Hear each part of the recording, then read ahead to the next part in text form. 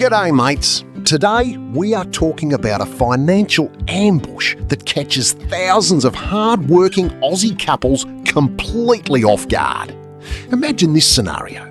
You've just turned 67. You've done the hard yakka for 45 years. You've paid your taxes, raised your kids, and you're ready to finally collect the age pension you were promised. You log into your MyGov account, you fill out all the paperwork, and you wait for the approved message to land. But instead, you get a letter that says you are eligible for exactly $0. Why? Because your partner, who might be 5 or 10 years younger than you, is still working. Or maybe they have a decent super balance of their own. In the eyes of the Australian government, your spouse is not just your partner in life, they are your ATM. This is what I call the partner trap. Most people assume that because they have reached retirement age, they are entitled to their own individual support. But Centrelink doesn't see it that way. Today, we are looking at the brutal, honest facts about how your spouse's income and assets can completely ruin your age pension. We're going to cover the age gap math, the spouse income test, and the one legal superannuation trick that can save your pension if your partner is younger than you. The first thing you have to understand is how the suits in Canberra view your relationship. It doesn't matter if you've been married for 40 years or if you're in a de facto relationship. If you live together and share a life, Centrelink treats you as a single financial unit. In their world, if your partner has money, you have money. They expect your partner to support you before the taxpayers do. This creates a massive problem for couples with an age gap. If you are 67 and your partner is 58, you are in the retirement danger zone. You are at the mercy of their paycheck. There are two main tests they use to move the goalposts on you: the income test and the assets test. Let's look at how your spouse ruins both of them. Let's look at the income test first. This is where most people get stung. In 2026, a couple can earn a small amount of money before their pension starts to drop. But if your partner is still working full-time or even part-time, their wages count against your pension. For every dollar your partner earns above the threshold, your pension is reduced by 50 cents. Think about that. If your wife or husband is a hard worker and earns a decent salary, let's say $80,000 a year, that income is usually enough to wipe out your age pension entirely. You worked your whole life for that safety net, but because your partner is still on the tools or in the office, the government tells you to go ask them for a handout instead. It puts a massive strain on relationships, and it feels fundamentally unfair to the person who has reached the finish line. Before we get to the math on the assets test, I need to take a breather and say something to all of you. We just crossed 1,000 subscribers on this channel.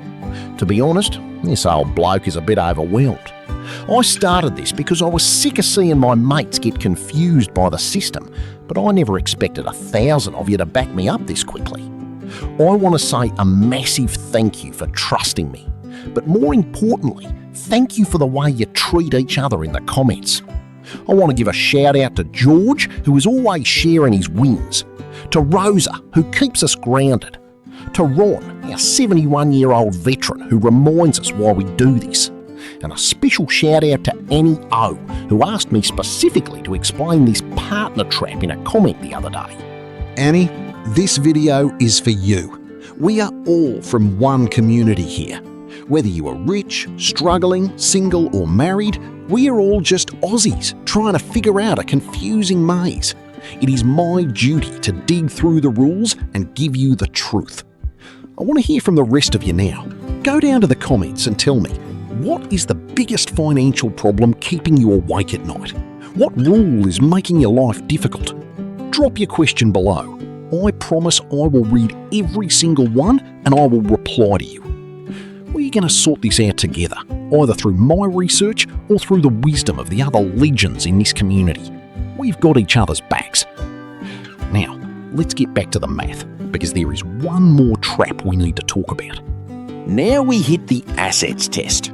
As we know, your home is exempt.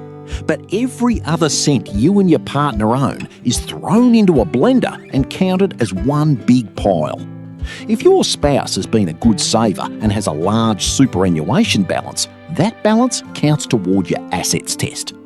Even if you have $0 in your own name, if your partner has $900,000 in super, you will likely get no pension. Centrelink doesn't care that you can't touch your partner's super. They just see the total number and say no to your application. But wait, there is a loophole. A very specific legal rule that every couple with an age gap needs to know. This is the most important part of the video. If your partner is younger than 67, you have a massive advantage, but only if you use it correctly. Under current Australian law, superannuation held in the accumulation phase for someone under the age pension age is not counted in their partner's assets test. Let me explain that in plain English. Let's say the husband is 67 and the wife is 60. If they have $500,000 in the husband's super account, Centrelink counts it all. He gets a reduced pension. But if they take that $500,000 and move it into the wife's super account, assuming she hasn't reached her contribution caps, that money suddenly becomes invisible to Centrelink. Because the wife is under 67, her super is an exempt asset. Suddenly, the husband has zero assets in the eyes of the law. He qualifies for the full age pension immediately. They get $28,000 a year from the government, while their $500,000 sits safely in the wife's account, growing tax-free until she turns 67. This is a legal, validated strategy, but it requires very careful timing and knowledge of the contribution caps. You can't just dump $1 million in there overnight. I have to be straightforward with you. This strategy is not for everyone. Scenario 1. The wealthy couple. If you both have $1 million each in super, none of this matters. You aren't getting the pension anyway. Your goal should be minimising tax, not chasing a Centrelink payment. Scenario 2. The medical struggle. If one of you is ill and has high medical costs, the partner trap is even crueler. You might need that pension money just to pay for specialists. In this case, you need to look at the Commonwealth Seniors Health Card as your primary goal, which is income tested, not asset tested. Scenario 3. The singles. If you're single or divorced, you don't have to worry about a partner's income, but you also don't have anyone to hide your assets with. You have to play the game on your own, which we covered in our Starting Over video. The Australian retirement system is designed to save the government money. The partner trap is one of the most effective ways they do that. They count on you not knowing the rules about exempt assets for younger spouses. But now you know. If you have an age gap in your relationship, you need to sit down this weekend and look at whose name the money's in. You might be able to legally rearrange your furniture to get a much better result from Centrelink. But please, listen to me. I am a bloke on the internet, not your licensed advisor. This is a complex area of law. Take the ideas from this video, go to a registered professional or a Centrelink FIS officer and say, I want to know if moving money to my younger spouse's super will help my pension. Don't guess with your future. If this video helped you understand the system a bit better, hit that like button. Subscribe to the channel so we can keep building this community. And Annie, I hope this answered your question. I'm the Retired Aussie. Thanks for watching, and I'll see you in the next one.